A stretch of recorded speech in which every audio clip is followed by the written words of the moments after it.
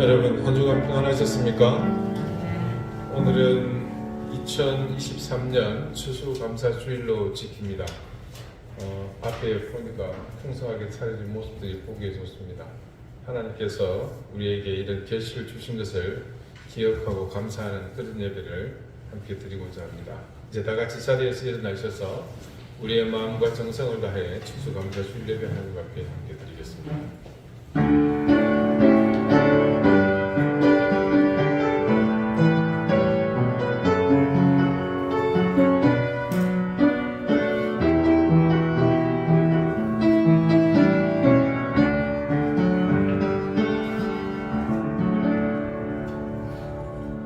온 땅이여 여호와께 즐거이 소리칠지어다. 소리내어 즐겁게 노래하며 찬송할지어다. 수금으로 여호와를 노래하라. 수금과 음성으로 노래할지어다. 나팔과 호각소리로 왕이신 여호와 앞에 즐거이 소리칠지어다. 아멘. 우리 인생의 토지에 다양하고 풍성한 곡식을 주셔서 부족함 없도록 넘치고 또 넘치도록 결실하게 하신 하나님의 은혜를 감사드립니다. 우리 삶의 과목에 형형색색의 과실을 맺게 하셔서 우리의 삶을 풍성하게 채워주신 하나님의 은혜를 감사합니다. 오늘 우리는 우리 인생에게 베푸신 하나님의 사랑과 우리의 삶에 넘치게 채워주신 하나님의 말로 다할 수 없는 은혜와 사랑을 찬미하며 우리의 호흡을 다해 우리의 입술이 지나도록 우리 영혼의 감사와 인생의 찬송으로 거룩하신 하나님께 감사의 예배를 드립니다. 감사와 감격에 겨운 우리의 이 예배를 하나님 기쁘게 받아주십시오. 영원히 감사할 그 이름 예수 그리스도 이름으로 기원하옵나이다. 아멘. 5장 함께 찬송하겠습니다.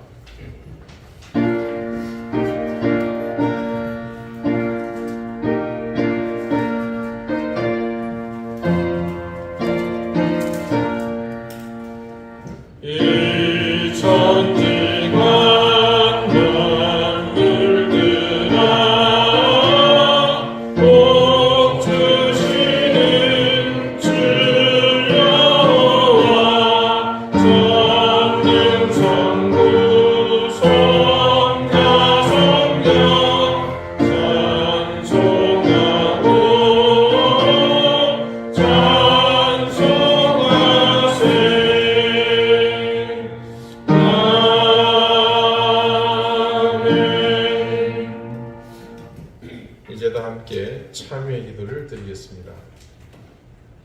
자비하신 하나님, 지난 한 주간 우리에게 허락하신 생명으로 살아온 시간들, 안타깝게도 온통 죄와 허물로 죽었던 예전의 삶으로 회개하여 죽음의 길로 내달리는 시간들 뿐이었습니다. 그러는 동안 우리의 몸과 마음은 그 더러운 죄악의 추악함으로 물들었습니다.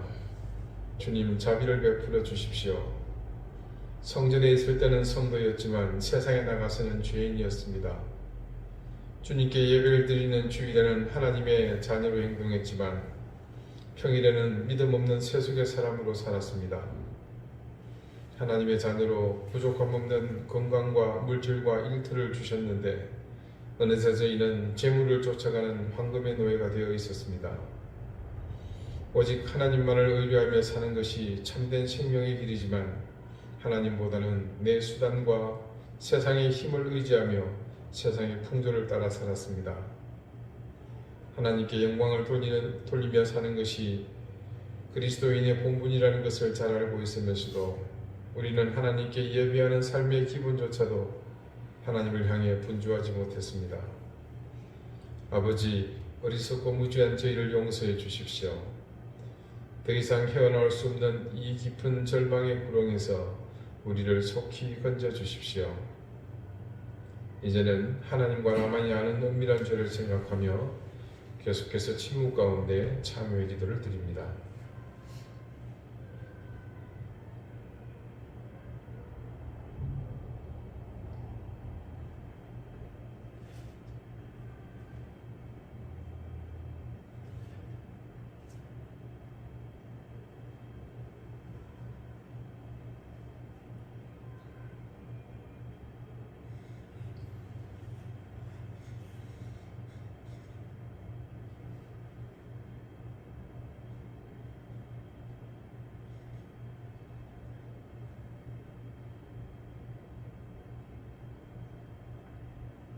하나님께서는 자신의 부끄러운 죄를 솔직하게 고백하는 사람들에게 말씀하십니다.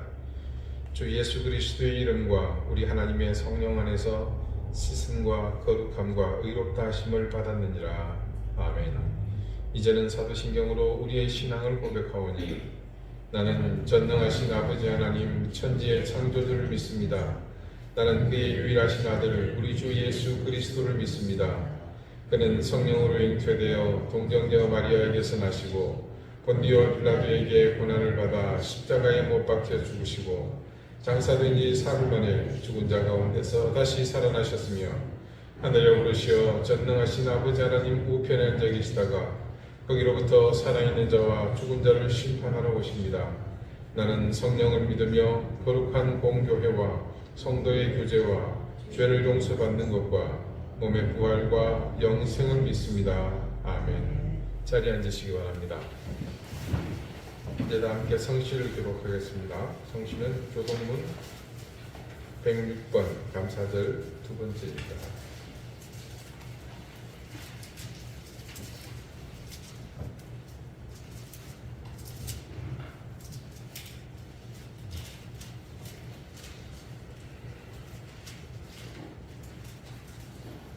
할렐루야. 우리 하나님을 찬양하는 일이 선하며 찬송하는 일이 아름답고 마땅하도다. 여호와께서 예루살렘을 들어주시며 이스라엘의 거룩한 주시며 상심한 자들을 고치시며 그들의 상처를 싸매시는도다. 그가 그들의 수를 주시고 그들을 다 내려주시니라.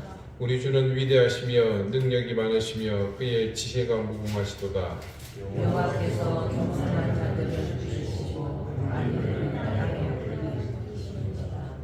감사함으로 여호와께 노래하며 수금으로 하나님께 찬양할지어다. 그가 돈으로 하늘을 덮으시며 땅을 위하여 불을 준비하시며 산에 불이 자라게 하시며 들짐승과 우는 까마귀 새끼에게 먹을 것을 주시는도다. 여호와는 발에 있으라 하여 기뻐하지 않으시며 사람의 나이가 없애다 하여 기뻐하지 않으시고 여호와는 자기를 경외하는 자들과 그의 인자하심을 바라는 자들을 기뻐하시는도다. 아멘. 기도드리겠습니다. 은혜로우신 하나님, 오늘 하나님 앞에 우리에게 베푸신 은혜를 감사하며 감사의 예배를 드립니다. 우리의 의지와 상관없이 세월이 우리를 끌고 이곳에 서게 했지만 단순히 그 시간이 세월의 소진이 아니라 하나님의 은혜와 사랑이 아랑쥐고 어우러지며 우리 인생의 곳간을 가득 채우도록 베푸신 은혜의 순간들이었음을 우리는 믿습니다. 살면서 하나님의 은혜를 손꼽아 보는 것이 익숙하지 못했기에 우리는 늘 우리에게 부어주시는 하나님의 은혜의 존재조차도 깨닫지 못하고는 마냥 부족함에 불평만 가득했습니다. 그런 우리의 부족함에도 하나님께서는 변함없이 부으시고 채우심으로 우리가 하나님의 자녀라는 사실을 만들어 주셨습니다. 오늘 감사의 예배를 드리며 우리 삶에서 시도해보지 않은 것들을 생각하며 이제 하나님을 향해 마땅히 선택하고 결단해야 할 것들을 다짐하기 원합니다. 일상을 늘 하나님의 은혜를 계수하는 삶이 되게 하시고 우리를 절망하게 만드는 모든 결핍과 비교도 할 수 없는 엄청난 하나님의 사랑을 매 순간 발견하는 삶이 되게 해주십시오. 언제나 그랬지만 세상은 수많은 위협과 갈등들 그리고 이기적인 인간의 욕망들이 뒤섞여 잠시도 고요하지 못합니다. 어둠을 집어삼킬 듯 온 밤을 환하게 비추는 불빛들이 이 세상 속에서 영원히 꺼지지 않을 것처럼 빛나는 인간의 죄성과 너무나 닮았다는 생각을 하게 됩니다. 하나님 바라옵기는 우리의 욕망이 결코 하나님의 뜻을 거스르고 선을 넘지 않게 하시며 온전한 신앙의 힘으로 그 욕망을 늘 다스리는 인생이 되게 해주십시오. 고금리에 따른 경제적 위협으로 연일 치솟는 물가는 우리의 불안과 염려를 더욱 부추깁니다. 그러나 그 가운데서도 모든 질서와 힘의 근원이 되시는 하나님을 분명히 믿고 우리의 삶이 세상의 위협에 일희일비하지 않게 해주시기를 구합니다. 세상은 역대 가장 큰 결핍을 겪고 있지만 그 가운데 더 큰 은혜가 있음을 우리는 깨닫습니다. 그러므로 그 사실을 기억하며 이 위기와 환난 속에서 더 큰 은혜를 소망하게 해주시기를 구합니다. 세상을 비관하며 남의 탓을 하기보다 내가 해야 할 의무와 책임에 더 관심을 갖게 하시고 나보다 부유한 사람을 향한 부러움보다 어려운 형편 가운데 있는 낮은 곳을 향해 늘 관심과 눈길을 돌리게 해 주십시오. 우크라이나에서 벌어진 러시아의 침공론이라는 전쟁이 끝을 보이지 않고 있습니다.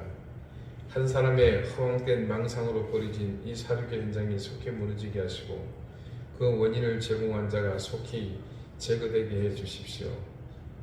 하나님, 미얀마 군부에서 큰 위협을 겪고 있는 카렌 독립정부의 하나님께서 은혜를 주시고 그곳에 버려진 아이들을 사역하고 있는 신주용 선교사에게 하나님께서 더 큰 힘과 은혜를 더해 주시기를 구합니다. 우리의 기도 속에서 잊혀지지 않게 해주십시오. 아프가니스탄도 그리고 이슬람권에 있는 여성들의 인권들도 하나님 모두가 우리의 기도 속에서 늘 하나님을 향한 기도의 제목이 되기를 구합니다.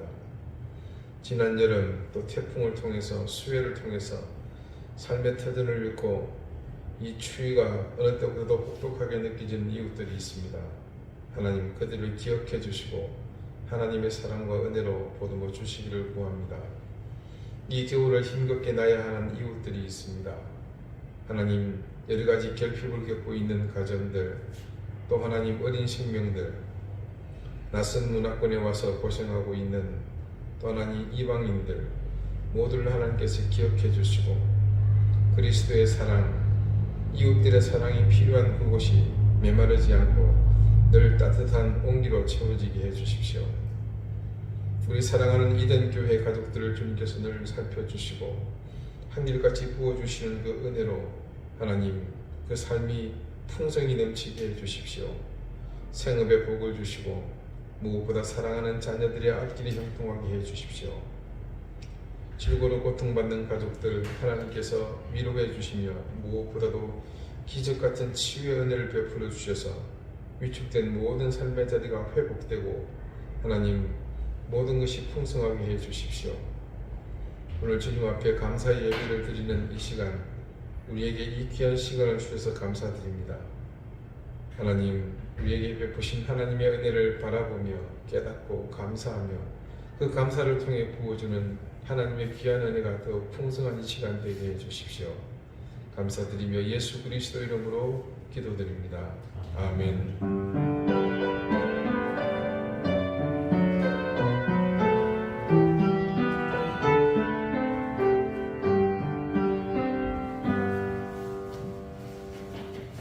(32장) 함께 찬송합니다.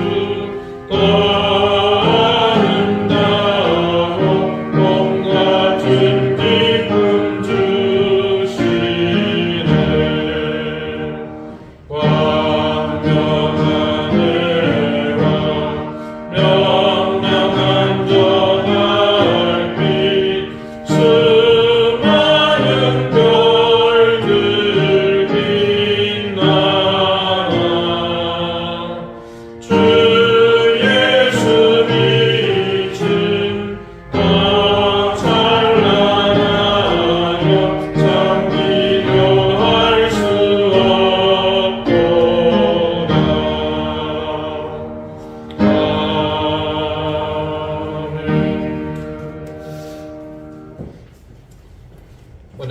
하나님께서 우리에게 주시는 말씀은 신약 성경 에베소서 2장 6절과 7절 말씀입니다. 신약 310쪽입니다.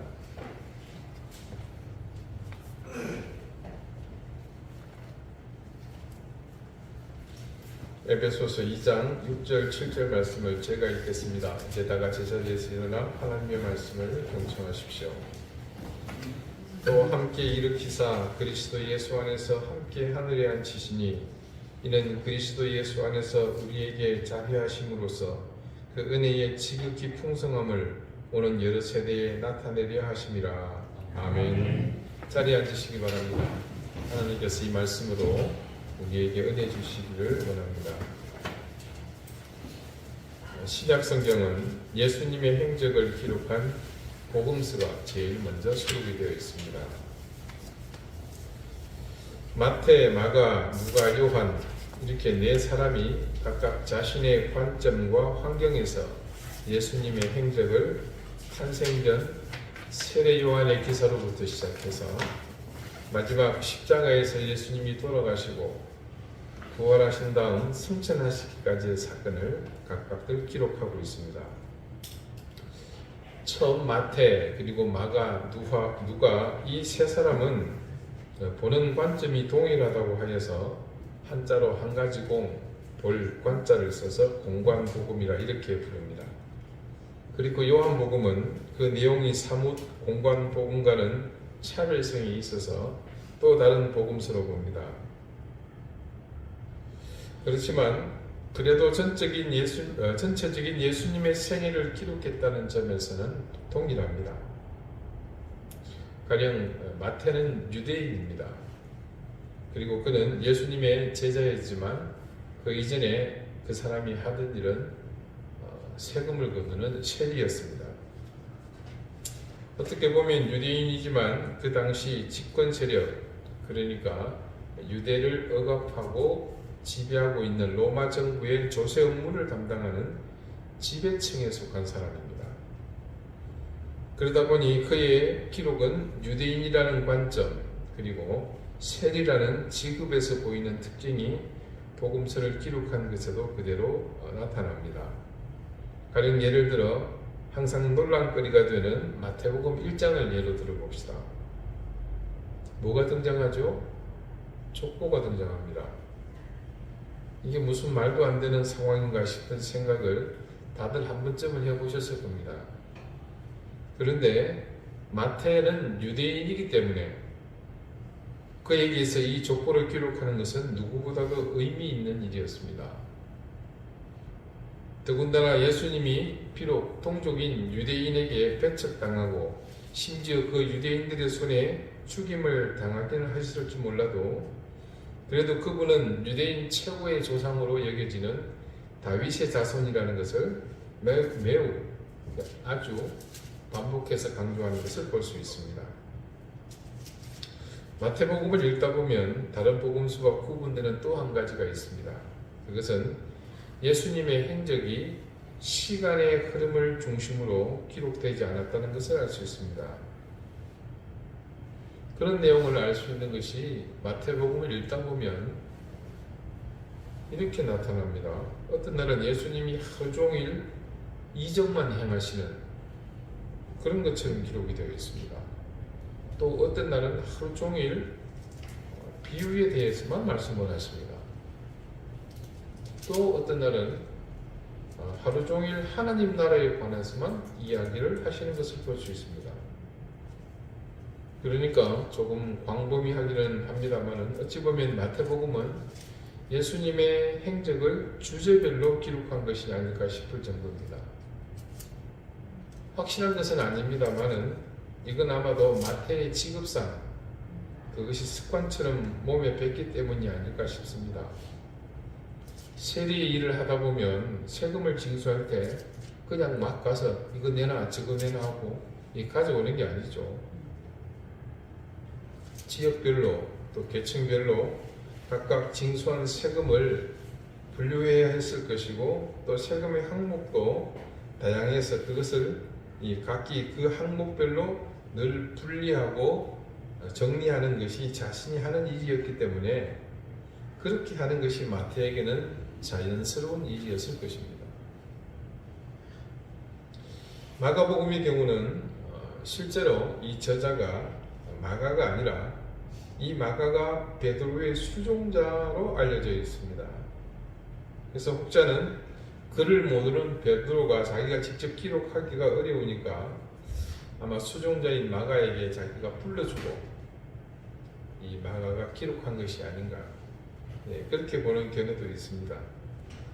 아무튼 그래서 이 베드로를 비하하는 것은 아니지만 마가복음은 정말 단순 명료하게 기록되어 있습니다. 앞뒤 사족 다 자르고 필요한 내용만 기록했다고 보는 겁니다. 내용이 짧다는 것은 이게 훨씬 더 오래전에 기록되었다라는 그런 증거이기도 합니다. 그래서 실제로 다른 복음서를 기록한 사람들이 마가가 기록한, 베드로를 통해 마가가 기록한 이 복음서를 참고하면서 기록했다라는 그런 주장도 제기됩니다. 누가복음의 저자인 누가는 유대인이 아닙니다. 유일하게 그는 헬라인입니다.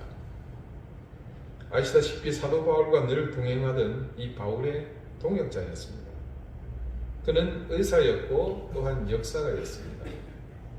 문학적 감각도 상당히 뛰어났던 전형적인 그 당시에 헬라 지식인이었습니다.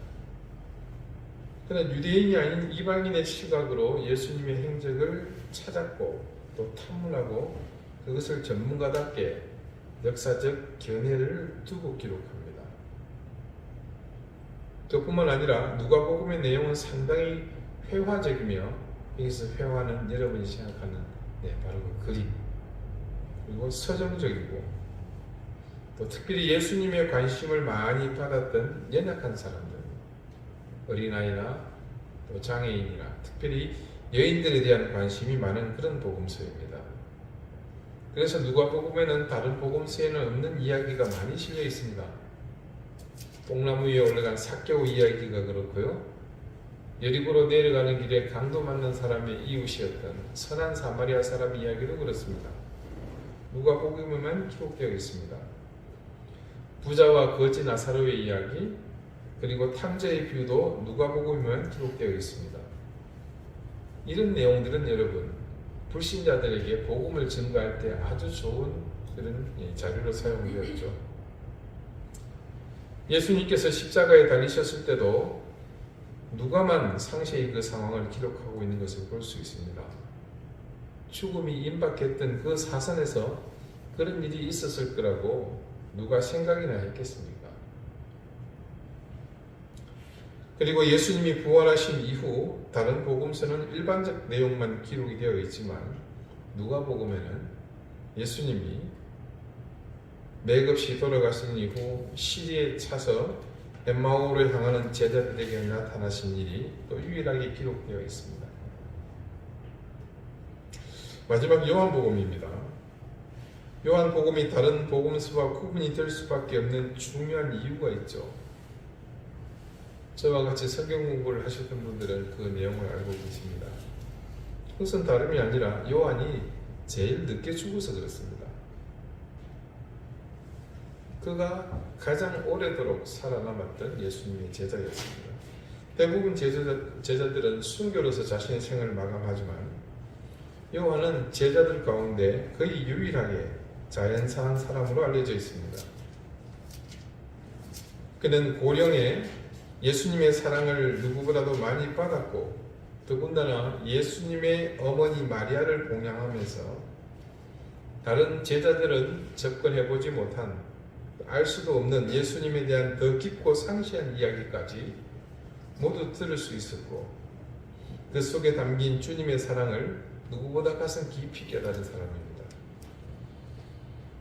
그래서 요한복음은 복음의 실체이신 예수님의 사랑에 대해 누구보다 원숙하고 깊이 있는 기록을 했습니다. 그래서 쉽게 말하면 어렵습니다. 다른 복음서와 사뭇 그 내용에 있어서 차별이 생길 수밖에 없는 그런 상황이었습니다. 자, 이렇게 태생이 조금 틀리고요. 차이가 생길 수밖에 없는 이 기록들의 여건들이 있었습니다. 그렇지만 그 가운데서 몇 가지 사건들은 이 내복음서가 동일하게 글자 한자까지 틀리지 않은 것은 아닙니다만 거의 차이가 없이 기록한 사건이 있습니다. 그 대표적 사건이 바로 오병이어의 기적입니다. 마태, 마가, 누가, 요한 이 복음서는 오병이어의 기적에 대해서 모든 것이 한치 오차 없이 동일하게 기록되어 있다는 것을 볼 수 있습니다. 왜? 유독 다른 사건들보다 이 기적 사건은 사복음서가 모두 차이가 없이 똑같이 빠짐없이 기록한 것일까요? 그런 사실에 대해 다음과 같은 견해가 있습니다. 그것은 이 오병이어의 사건이 너무나 많은 사람에게서 생생하게 경험된 사건이기에 그렇다는 견해입니다. 자, 여러분 어떠십니까? 이 견해, 그러니까 그런 해석이 타당성이 있다고 생각되지 않으십니까?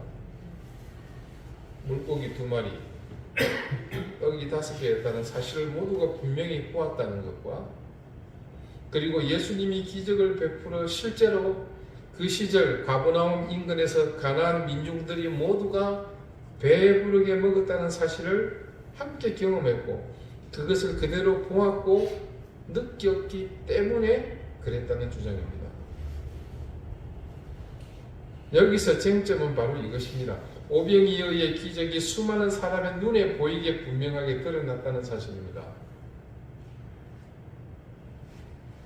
그렇게 드러난 그 기적을 모두가 보았고 그것은 경험한 사람들을 통해 모두에게 생생하게 오래도록 구전이 되어 왔다는 것을 여기서 짐작할 수 있습니다.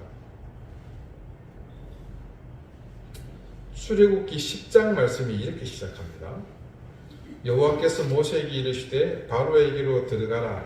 내가 그의 마음과 그의 신하들의 마음을 완강하게 함은 나의 표징을 그들 중에 보이기 위함이며 네게 내가 애굽에서 행한 일들 곧 내가 그들 가운데서 행한 표징을 네 아들과 네 자손의 귀에 전하기 위함이라.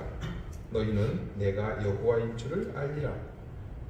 자, 이 말씀의 배경은 여러분이 짐작하시겠지만 모세가 출애굽을 앞두고 바로에게 하나님이 10가지의 재앙을 내리실 때 하신 말씀입니다. 피, 개구리, 이, 파리, 악질, 독종, 우박에 이르기까지 8번째의 재앙이 애굽 전역에 내렸습니다. 자, 애굽의 역사가 시작된 이래로 전례를, 유례를 찾을 수 없는 그야말로 천재지변에 대해서 대재앙이었습니다. 물론 이 사람들은 수백 년 전에 이런 경험도 했죠.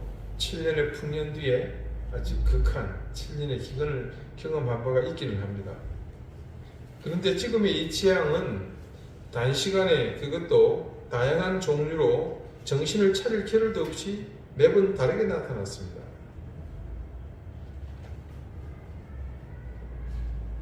자, 피, 개구리, 이, 파리, 악질, 독종, 6번째 이 악성 종기가 모든 백성에게 발방할 때까지 바로는 그런 현장을 눈으로 목도했지만 그걸 보고도 두려워하지 않았습니다. 그러나 7번째 우박이 내린 다음에는 상황이 이전과 달랐습니다. 출애굽기 9장 24절 이하에 기록된 말씀입니다. 모세가 하늘을 향하여 지팡이를 들매 여호와께서 우레소리와 우박을 보내시고 불을 내려 땅에 달리게 하시니라. 여호와께서 우박을 애굽 땅에 내리심에 우박이 내림과 불덩이가 우박에 섞여 내림이 심히 맹렬하니 나라가 생긴 그때로부터 애굽 온 땅에는 그와 같은 일이 없었더라. 우박이 애굽 온 땅에서 사람과 짐승을 막론하고 밭에 있는 모든 것을 쳤으며 우박이 그 밭의 모든 채소를 치고 들의 모든 나무를 꺾었으되 이스라엘 자손들이 있는 그곳 고센 땅에는 우박이 없었더라. 바로가 사람을 보내어 모세와 아론을 불러 그들에게 이르되 이분은 내가 범죄하였노라. 여호와는 의로우시고 나와 나의 백성은 악하도다. 여호와께 구하여 이 우레소리와 우박을 그만 그치게 하라. 내가 너희를 보내리니 너희가 다시는 머물지 아니하리라. 자, 이때 처음으로 바로가 자신의 고집을 끊는 일이 일어납니다. 그러니까 아시는 것처럼 그는 그러나 아시는 것처럼 그는 재앙이 멈추자마자 금방 다시 마음을 돌려먹습니다. 자, 그런 일이 처음 있고 난 다음 하나님은 그 다음 재앙을 내리시면서 조금 전 제가 읽어드렸던 출애굽기 1장 10장 1절과 2절에 그렇게 말씀을 하신 겁니다. 내용을 대략 보면 이렇게 정리할 수 있습니다. 1절에요. 여호와께서 모세에게 이르시되 바로에게로 들어가라. 내가 그의 마음과 그의 신하들의 마음을 완강하게 함은 나의 표징을 그들 중에 보이기 위함이며.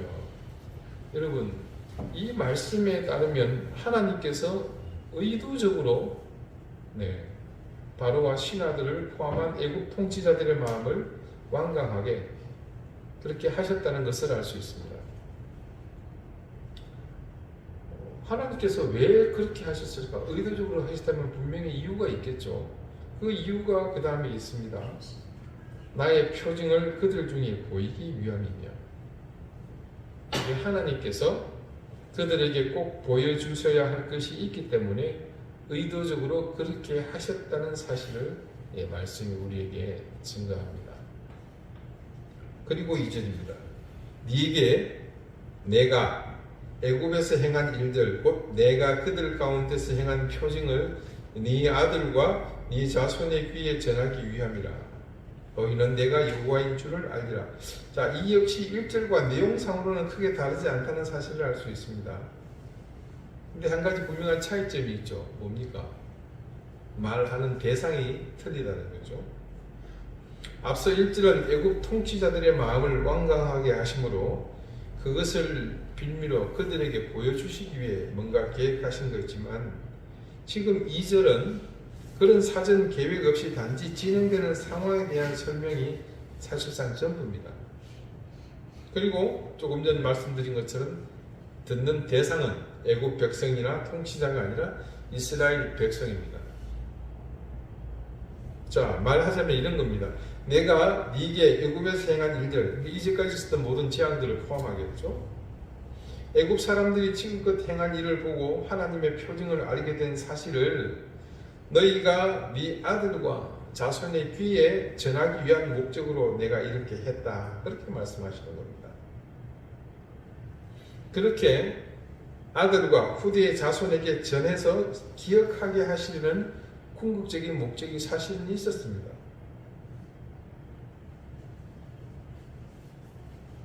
자, 그 목적이 뭐냐? 바로 마지막에 나오죠. 너희는 내가 여호와인 줄을 알리라. 바로 이 일을 행하신 분이 하나님 자신임을 알도록 하시기 위해 그렇게 하신 겁니다.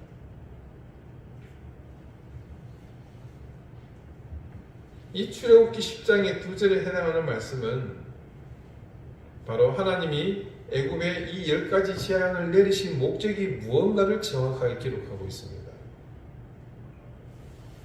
10가지 재앙을 기록한 말씀이 전개되는 과정을 보면 누구든 이해되지 않는 부분이 등장합니다. 자, 굳이 하나님이 바로의 마음을 완강하게 하셨다는 내용입니다. 여러분 생각해 보세요. 그렇게 하신다면 재앙이 주는 효과가 오히려 상쇄될 뿐이잖아요. 왜 그렇게 모순된 일을 굳이 하셨는가 하는 의문이 바로 여기서 해결됩니다.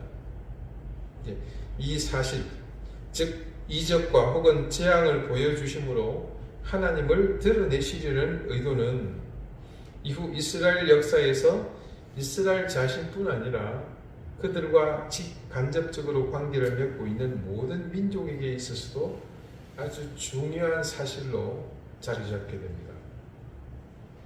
자, 그것을 단적으로 입증하는 말이 이후에 등장합니다. 그것이 바로 표적과 기사입니다. 출애굽기 12장 7절 이하의 말씀입니다. 그 피를 양을 먹을 집 좌우 문설주와 임방에 바르고 그 밤에 그 고기를 불에 구워 무교병과 쓴 나물과 아울러 먹되 날것으로나 물에 삶아서 먹지 말고 머리와 다리와 내장을 다 불에 구워 먹고 아침까지 남겨두지 말며 아침까지 남은 것은 곧 불사르라. 너희는 그것을 이렇게 먹을지니 허리에 띠를 띠고 발에 신을 신고 손에 지팡이를 잡고 급히 먹으라. 이것이 여호와의 유월절이니라.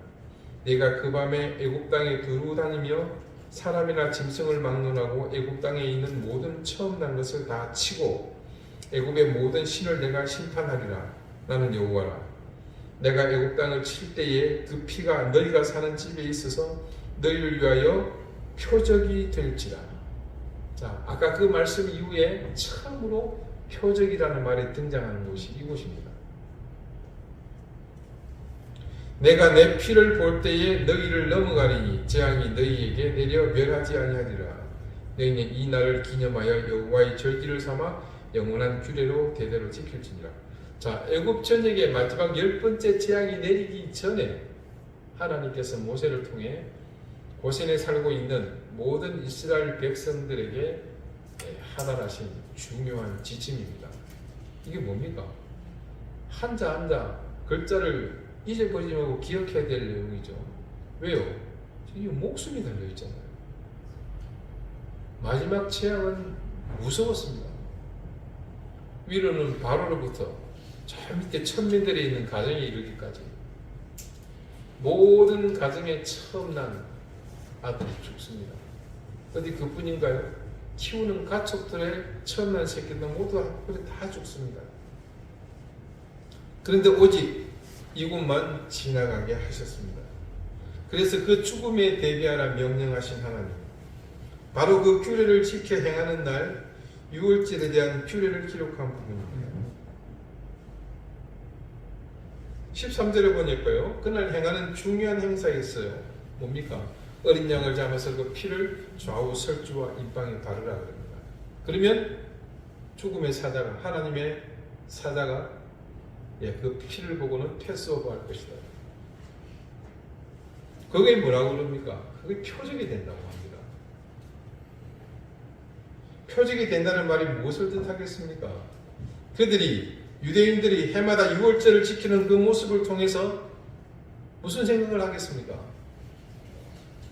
하나님이 자기 민족을 지켜오셨다는 사실을 깨닫고 알게 되는 상징으로서의 그런 의미를 되새기지 않겠습니까? 마치 무지개가 뜨면 노아에게 하셨던 하나님의 약속, 다시는 내가 세상을 물로 심판하지 않겠다는 그 약속이 기억나듯이 말입니다. 그런데 요즘 무지개는 또 이상한 게 상징이 돼가지고, 하나님께서는요 이스라엘 백성에게 끊임없이 나타내려 하셨습니다. 그분은 늘 그들에게 보여주시고자 했습니다. 그렇게 나타내고 자신을 보여주시려는 목적과 이유가 무엇이라고 여러분은 생각하십니까? 가장 큰 이유는요, 무지한 하나님의 백성들이 나타내 보여주시는 그것을 보고 하나님께서 함께 하고 계신다는 사실을 알기를 바라는 것입니다. 알기만 하면 소용이 없겠죠. 그리고 더 나아가 그렇게 알게 된 사실에 만족하는 것이 아니라 그들을 향한 하나님의 사랑의 표징을 또한 이 표적들을 통해서 알기를 바라셨던 겁니다. 왜 나타나 보여주셨겠습니까? 그들을 사랑하시기 때문에. 자, 오늘은 추수감사주일입니다. 지금 우리나라는 이제 농업국가가 아니죠. 농경 중심이 아니라 보니까 이게 가을의 추수가 그렇게 우리에게 감흥이 없습니다. 제 기억이 맞는지는 모르겠습니다만 80년대 초까지만 하더라도요, 해마다 이맘때면 뉴스의 메인에 그해 우리나라 전국 벼 수확량이 몇만 섬이라는 그 수치가 나왔었습니다. 기억하십니까? 네. 여기 계신 분 중 혹시 집에서 벼농사 지어 보신 분 계십니까? 아무도 안 계세요. 집사님 지어 보셨을 것 같았어요. 굉장히 중요한 일이었습니다. 그때는 연세 드신 분들은 기억을 하시겠지만 우리가 쌀이 자급자족된 지가 사실 반세기 정도밖에 안 되잖아요. 통일교가 나오기 전까지는 우리가 식량이 부족했습니다.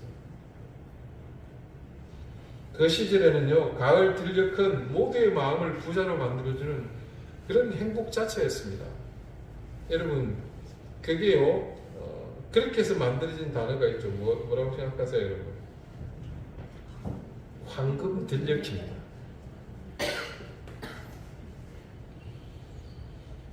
왜 황금 들녘이라는 말이 생겼을 것 같아요? 여러분 생각해 보세요. 일상적으로 황금이란 말을 우리가 비유로 들 때는 가장 우선 떠오르는 게 뭡니까? 반짝반짝. 이 빛이 나야 되잖아요. 황금 빛이. 금빛 찬란하다는 말이 바로 그런 의미인데요. 근데 여러분이 생각하는, 보고 경험했던 이 밭들에서 익은 벼의 그 색깔을 한번 상상해 보십시오. 비슷한 게 요 정도 될까요? 정말로 그 색깔이 여러분 황금색입니까? 예, 누런색이 사실은 더 정확한 표현이죠. 그냥 사실 누른색 혹은 황토색 뭐 그 정도만 해도 충분해요. 그런데 추수할 비가 가득한 논에 대해서 그런 표현을 하는 사람은 아무도 없습니다. 누런 들판, 황토색 들판, 여러분 그렇게 들어보신 적이 있으세요? 없잖아요. 이유가 있습니다. 먹을 것이 귀하고 식량이 자급자족 안 되던 그 시절에는 그런 잘 익은 벼가 가득한 들판은 황금과 비교할 만한 그런 가치가 있는 그런 모습으로 다가왔기 때문에 그렇습니다.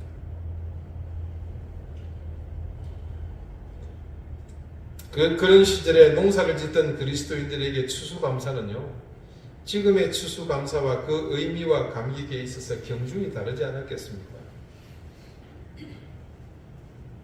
지금 수원에서 목회하는 그 후배 목사가 한 분 있습니다. 저와 대학 시절 같은 교회 출석하면서 같이 한 집에 살던 친구인데 고향이 경북 상주입니다. 김천 조금 옆에 같이 붙어 있죠.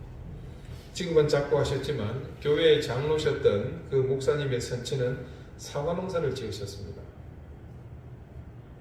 언젠가 한 해는 때마침 사과 수확 시기에 일손을 못 구해서 함께 자취 생활을 하던 저와 또 다른 후배 2명과 함께 차를 끌고 그 사과 농장에서 사과를 수확하는 일을 도우러 간 적이 있었습니다. 도착하자마자 그날 오후 내내 사과를 땄고요. 이튿날 오후까지 꼬박 1박 2일을 거쳐 사과를 땄습니다. 다음날 모든 작업을 마치니까 오후 한 3시, 4시쯤 되었던 것으로 기억합니다. 수확한 사과를 나무 상자에 괴짝에 담아서 큰 창고에 이렇게 차곡차곡 쌓았습니다. 장로님은 그 수확한 사과 가운데에서 한눈에 보기에도 제일 크고 아주 때깔도 좋아 보이는 최상급으로 보이는 사과를 한 상자를 따로 그 쌓아놓은 사과 상자 앞에 딱 대표 순서를 밖에 내놨더라고요. 마치 얘가 뭐 연대장이고 나무에 차려하는 식으로 이렇게. 조금 있으니 언제 나갔는지 그 후배가 자기 교회 담임 목사님을 모시고 왔습니다. 목사님은 그렇게 수확한 사과 개짝들이 쌓인 창고 안에 들어오시더니 그 자리에 서서는 곧바로 하나님께 감사의 기도를 드리셨습니다. 그리고 아까 구분해 두었던 그 연대장 사과 상자를 목사님 차량 뒷좌석에 실었습니다. 자, 다른 크리스찬 그 과일 농장주도 그렇게 하는지 모르겠지만 그날 그 모습이 지금도 생생하게 잊혀지질 않습니다. 너무나도 감동스러웠습니다. 다른 설교 말씀, 감동적이라고 소문난 그 어떤 신앙 서적 속의 간증보다도 제게는 깊은 감동과 큰 은혜가 있는 그런 경험이었습니다. 돌아오는 길 후배에게 물어봤더니요, 해마다 사과를 수확할 때면 꼭 그렇게 해왔던 일이었다고 합니다. 저는 그 광경이 머릿속에서 생생하게 살아서 매년 기억나는 것에는 다른 이유보다 그 후배 목사의 선친이셨던 장로님께서 한 해 동안 자신의 사과 농장에 함께 하셔서 그런 결실을 허락하신 것에 대한 생생한 감사를 하나님께 드리셨다는 그것 때문이었습니다. 그분은 눈앞에 펼쳐진 바로 그 광경, 누구도 부인할 수 없는 바로 그 결실을 눈으로 생생하게 보시고 매 순간 경험하셨기 때문에 주의 종을 모셔다가 하나님께 감사를 또 기도를 드렸던 겁니다. 그래서 저는 오늘 말씀을 준비하면서 한 가지 이런 결론을 내리게 됩니다. 하나님은 무조건 우리에게 보여주시기를 원하신다. 그분은 늘 우리에게 나타내려 하신다. 이게 제 결론입니다. 말씀을 보니까요, 항상 기뻐하라, 쉬지 말고 기도하라, 그러면서 범사의 모든 일에 감사하라고 합니다. 누가 한 말입니까? 지금 이 에베소서를 기록한 사도 바울이 빌립보서에서 한 말입니다. 죄송합니다. 데살로니가 전서에서 한 말입니다. 우리가 감사해야 하는 것은 말씀의 명령이고 또한 하나님의 은혜를 생각하며 당연하다고 하지만 한편으로 보면 이것이 자발적이라기보다는 억지로 멍에 지어진 것처럼 어색하기도 하는 것이 사실입니다. 여러분은 하나님께 감사하다는 것이 어디서부터 시작된다고 생각하십니까? 자, 이제껏 여러 곳의 말씀을 여러분에게 장황하게 드렸으니까 그동안 눈치가 빠른 분들은 짐작하셨겠죠. 감사의 시작은 바로 보는 것에서부터입니다. 오늘 본문 말씀 7절 후반부를 보십시오. 그 은혜의 지극히 풍성함을 오는 여러 세대에 나타내려 하십니다. 이 말씀을 보니 금방 깨달음이 오지 않습니까? 우리에게서 하나님을 향한 감사의 시작은 바로 하나님의 은혜를 생생하게 현장에서 보고 경험하는 것에서부터입니다. 우리에게서 감사가 부족하다면 그것은 다른 것의 원인이 있는 것이 아니라 하나님께서 나타내려 하시는 것들, 보여주시는 것들을 바로 보지 못하기 때문입니다. 그것도 아니면 그분이 나타내신 것을 보고는 그것이 여호와 하나님께서 나타내신 것이 나타내는 것이라는 사실을 바르게 인식하지 못하는, 바로 알지 못하는 그것이 있습니다. 자, 한번 생각해 보십시오. 여러분, 상천하시의 여호와 하나님께서 우리에게 나타내려 하시는 것은 속임이나 혹은 과장하는 것이 없습니다. 그분이 나타내시는 것은 결코 거짓된 것이 아니며 불의한 것이 아니며 더 나아가 왜곡되거나 무질서한 것이 있을 수 없습니다. 공의의 하나님에 의해 나타나는 것이 어떻게 불의한 것이 있을 수 있으며 거짓된 것, 악한 것, 무질서한 것이 있을 수 있겠습니까? 결국 문제는요, 그것을 보는 우리의 눈이 바르지 못하기 때문입니다. 우리의 신앙의 눈이 정직하지 못하면 제대로 볼 수 없습니다. 우리 믿음의 눈이 올바르지 못한데 어떻게 제대로 볼 수 있겠습니까? 그러고 보면 우리가 감사하지 못하는 이유는 의외로 가까운 곳이 있었습니다. 하나님은 끊임없이 우리에게 당신의 은혜를 나타내 보여주시기를 원하십니다. 당신의 사랑과 은혜를 자랑하시기 위해서가 아니라 우리가 그것을 언제든 보고 느낄 수 있도록 하시기 위해서입니다. 그래서 하나님은 누런색이 아니라 황금 들녘을 우리에게 보이시고 우주 만물과 우리의 모든 시간에서 가장 가깝게 우리에게 당신을 나타내려 하십니다. 우리가 그것을 보고 느끼고 경험하게 되면 우리는 감사하게 됩니다. 그때 우리의 감사는 이제껏 훈련받고 혹은 학습돼서 알게 된 감사가 아니라 우리의 온전한 모든 인격으로 하나님을 향해 터져나오듯 고백하는 진정한 감사가 됩니다. 그런 의미에서 감사주일은 우리의 눈을 뜨고 지금 이 순간도 우리의 곁에서 나타내려 하시는 하나님을 정면으로 직시하는, 바라보는 시간입니다. 정직한 신앙과 올바른 믿음은 바로 그런 눈을 뜨게 해주는 유일한 길입니다. 우리가 그렇게 하나님이 나타내신 것들을 바로 보게 되면 그때는 누가 말려도 우리 내면에서부터 감사가 터져 나오는 것을 주체할 수 없게 됩니다. 여러분, 그렇게 된다면 감사가 우리의 일상이 되지 않겠습니까? 사랑하는 우리 믿음교회 교우 여러분, 이제 여러분의 눈이 늘 진실되어서 하나님이 우리에게 보여주시는 모든 것을 그 진실되게 볼 수 있으시기를 바랍니다. 여러분의 눈으로 하나님이 나타내시는 모든 것을 바르게 보게 되시기를 바랍니다. 그래서 세상의 누구보다도 하나님께 풍성한 감사를 드리시는 그런 여러분이 되시기를 바랍니다. 기도드리시겠습니다. 이 땅에 인류의 역사가 시작된 이후 하나님은 사랑하는 당신의 백성들에게 끊임없이 당신을 보여주셨습니다. 그리고 보고 인식하며 기억하기를 원하셨습니다. 그리고 그들로부터 감사의 찬양을 듣기를 원하셨습니다. 그렇게 오늘도 변함없이 하나님께서는 우리에게 보여주시고 우리가 보기를 원하신다는 사실을 깨달았습니다. 하나님, 이제껏 우리 눈을 욕망의 도구, 보고 싶은 것을 보느라 정작 마땅히 보아야 할 것에 인식했고, 그러다 보니 하나님의 사랑과 은혜를 깨닫는 기회도 제한적이었습니다. 이제 우리의 정직한 신앙과 올바른 믿음의 눈으로 하나님께서 우리에게 보여주시고자 하시는 것들을 보겠습니다. 하나님께서 우리에게 나타내려 하시는 것을 보겠습니다. 바로 보고 깨닫고 그 깨달음으로 터져나올 감격과 감사로 하나님을 찬양하겠습니다. 예수 그리스도 이름으로 기도드립니다. 아멘. 589장 함께 찬송하겠습니다.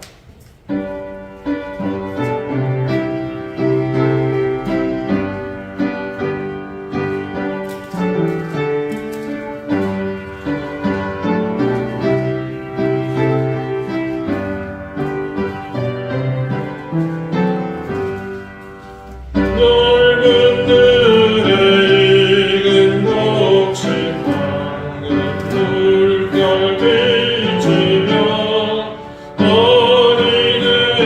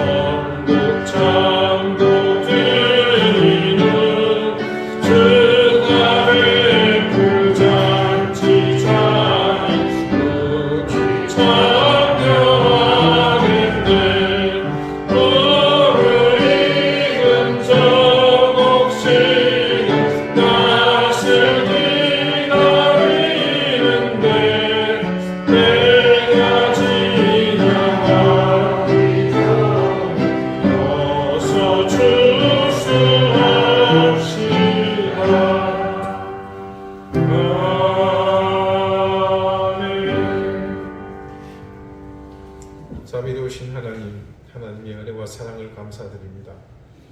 우리 인생에, 우리의 삶에 이 한 2023년에 허락하신 귀한 결실들에 감사를 드리며 오늘 하나님 앞에 감사의 예배와 감사의 예물을 드렸습니다. 주님 드린 손길들을 기억하시고 하늘의 신령한 은혜와 땅의 기름진 복을 넘치게 더하시사 그 남은 인생 위에 하나님께서 더 풍성한 결실이 있게 해주십시오. 가정과 생업에 복을 주시옵소서. 귀한 자녀들의 앞길이 형통하게 해주시옵소서. 질고가 물러가며 근심과 염려와 걱정이 모두 사라지고 평온함 가운데 하나님의 은혜를 매일 바라보는 귀한 은혜가 있게 해주십시오. 교회를 위해 수고하며 섬기는 손길들이 있습니다. 그들에게 하나님께서 귀한 복을 주시고 드리는 시간과 물질을 통해서 하나님께서 귀한 역사가 나타나게 인도해 주십시오. 감사드리며 예수 그리스도 이름으로 봉헌 기도드립니다. 아멘. 교회 소식 알려드립니다. 오늘은 하나님께서 우리에게 베푸신 은혜를 감사하는 감사주일입니다. 받은 은혜를 기억하면서 하나님께 늘 감사하시기를 바라겠습니다. 지난주 예고드린 대로 오늘 드리신 추수감사헌금은 미얀마 군부 탄압 때문에 어려움을 겪고 있는 카렌족 어린이들, 우리 2주 전에 신주용 선교사님을 통해 소개됐던 저 보호받지 못하는 그 어린이들을 위해서 사용하도록 그쪽으로 보내도록 하겠습니다. 원래 다음 주일부터는 대림절이 시작이 됩니다. 주님의 오심을 고대하면서 함께 은혜를 나누는 시간이 되었으면 좋겠습니다. 예배 후에 바로 우리 친교실에서 잠깐 같이 식사하시고 식사 마친 후에 크리스마스 트리 함께 또 설치하는 시간 갖도록 그렇게 하겠습니다. 앞에 보시면 굉장히 뭐가 많이 쌓여 있습니다. 이렇게 준비해 주신 분들 감사하고 또 우리 화분으로 준비해 주시고 또 음료와 여러 가지로 수고하신 모든 교우님들께 감사를 드립니다. 하나님께서 귀한 은혜로 함께 하시기를 바라겠습니다. 마치시고 이 과일들이나 이런 것들은 또 우리 어르신들을 좀 이렇게 분배해서 가져갈 수 있도록 그렇게 했으면 좋겠습니다. 계속해서 환우들을 위한 기도, 또 우리 민족뿐 아니라 전 세계에 일어나고 있는 이 기도의 제목들을 보고 함께 늘 기도해 주시기 바랍니다. 다 같이 이 자리에서 일어나셔서 앞에 좌우에 계신 분들과 다정하게 인사를 나누시겠습니다. 우리 김효경 선생님 바로 가셔야 되죠? 바로 가시지 마시고 뭐 조금 싸드릴 테니까 들고 가셨으면 좋겠습니다. 54장 함께 찬송하겠습니다.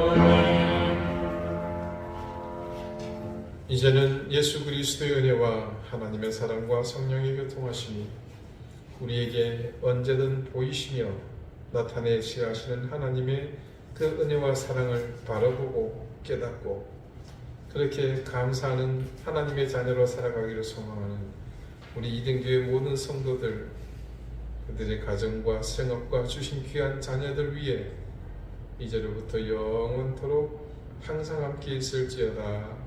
아멘.